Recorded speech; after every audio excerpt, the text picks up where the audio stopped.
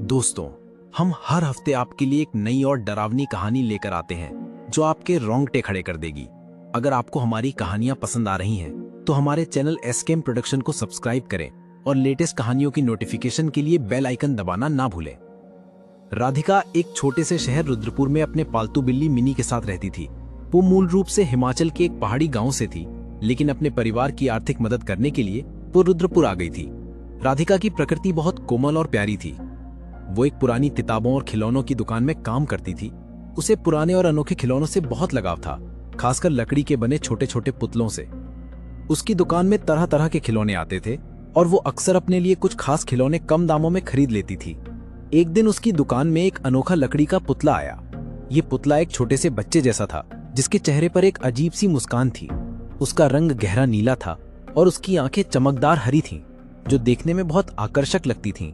ये पुतला एक लिमिटेड एडिशन था और बाकी सारे पुतले कुछ ही घंटों में बिक गए।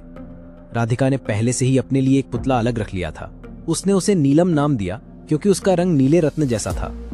राधिका उस पुतले को घर ले गई। वो उस दिन बहुत खुश थी और बार बार उसकी चमकदार आंखों और रहस्यमय मुस्कान को निहार रही थी। उसने नीलम की तस्वीरें खींची और अपनी बिल्ली मिनी को अपने नए दोस्त से मिलवाया। लेकिन मिनी, जो आमतौर पर हर चीज के साथ खेलती थी, उस पुतले को देखकर फुफकारने लगी और कमरे के कोने में छिप गई। राधिका को ये थोड़ा अजीब लगा, लेकिन उसने सोचा कि शायद मिनी को नया खिलौना देखकर डर लग रहा होगा। उसने नीलम को अपने कमरे की शेल्फ पर रखा और सोने चली गई। उस रात मिनी, जो हमेशा राधिका के बगल में सोती थी, उस पुतले की ओर देखकर घुराती रही और फिर कमरे से बाहर भाग गई। अगली सुबह जब राधिका दुकान जाने की तैयारी कर रही थी, मिनी ने उस पुतले को देखकर फिर से फुफकारना शुरू कर दिया। जैसे ही राधिका घर से निकलने वाली थी, मिनी ने उसका दुपट्टा पकड़ लिया और उसे शेल्फ की ओर खींचने लगी। राधिका को गुस्सा आया और उसने मिनी को डांटकर कमरे में बंद कर दिया और दुकान चली गई। उस दिन दुकान में राधिका का मन अजीब सा रहा। वो हमेशा ग्राहकों से प्यार से बात करती थी, लेकिन उस दिन वो एक ग्राहक पर बेवजह चिल्ला पड़ी। उसका व्यवहार इतना असामान्य था कि दुकान के मालिक ने उसे डांट दिया और उसी दिन नौकरी से निकाल दिया। राधिका रोते हुए घर लौटी। उसने मिनी को कमरे से बाहर निकाला, लेकिन मिनी अब भी बेचैन थी। उस रात जब राधिका सोने गई, उसे एक अजीब सी हंसी सुनाई दी। उसने आंखें खोली तो देखा कि कमरे के कोने में कोई खड़ा था, लेकिन अंधेरे की वजह से वो ठीक से देख नहीं पाई। जब वो उठकर देखने गई तो वहां कोई नहीं था, बस वही नीलम पुतला शेल्फ से नीचे गिरा हुआ था। राधिका ने उसे वापस शेल्फ पर रखा और सो गई। उस रात राधिका को एक डरावना सपना आया। सपने में वो अपने कमरे में थी और वहां एक भयानक प्राणी था। उसका शरीर काला और सड़ा हुआ था, दांत नुकीले और लंबे थे और उसकी आंखें लाल रंग की थीं। वो धीरे धीरे राधिका की ओर बढ़ा और उसका गला दबाने लगा। राधिका डर से चीख पड़ी, लेकिन वो प्राणी और जोर से हंसने लगा। अचानक उसकी नींद टूटी और उसने देखा कि नीलम पुतला उसके बिस्तर पर था। राधिका की चीख निकल गई। मिनी भागती हुई कमरे में आई और उस पुतले पर झपट पड़ी। उसने अपने पंजों से उस पुतले को फाड़ दिया। राधिका डर और सदमे में थी। उसका सिर दर्द से फट रहा था और वो पसीने से भीग चुकी थी। उसने उस पुतले के टुकड़ों को डस्टबिन में फेंक दिया और मिनी को गले लगाकर सो गई। अगली सुबह राधिका का सिर दर्द और बढ़ गया था। उसके हाथों पर छोटे छोटे लाल निशान उभर आए थे, जैसे किसी ने उसे काट लिया हो। उसने मिनी को आवाज दी, लेकिन वो कहीं नहीं थी। राधिका ने पूरे घर में उसे ढूंढा, लेकिन मिनी नहीं मिली। आखिर में वो बाथरूम में गई। वहां मिनी नहीं थी, लेकिन जब राधिका ने शीशे में अपना चेहरा देखा तो उसके रोंगटे खड़े हो गए। उसका चेहरा उन लाल निशानों से भर गया था।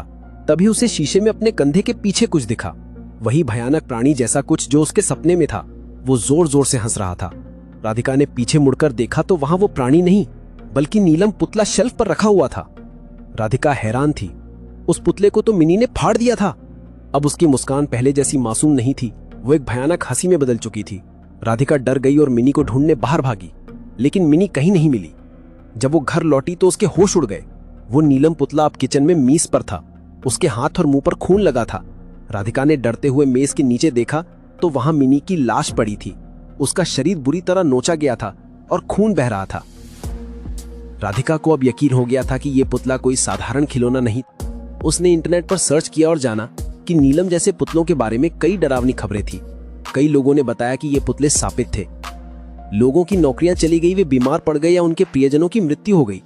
राधिका ने तुरंत उस पुतले को जलाया और उसकी राख को पास की नदी में बहा दिया। उसने अपनी मां को फोन पर सारी बात बताई और सोचा कि अब वो सुरक्षित है। लेकिन अगली सुबह राधिका की लाश उसके घर में मिली। उसके पास वही नीलम पुतला था जिसे उसकी दुकान की एक सहेली ने ले लिया था। आज भी लोग कहते हैं कि नीलम पुतला एक शापित आत्मा का रूप है, जो अपने मालिकों को तबाह कर देता है। कई जगहों पर इसे बैन कर दिया गया है और कुछ पुजारियों ने इस पर झाड़ फूक भी की है। दोस्तों, आपको क्या लगता है, क्या नीलम पुतला सचमुच शापित था या ये सब एक अफवाह थी? हमें कमेंट्स में जरूर बताएं। अगर आपको हमारी कहानी पसंद आई तो सब्सक्राइब करें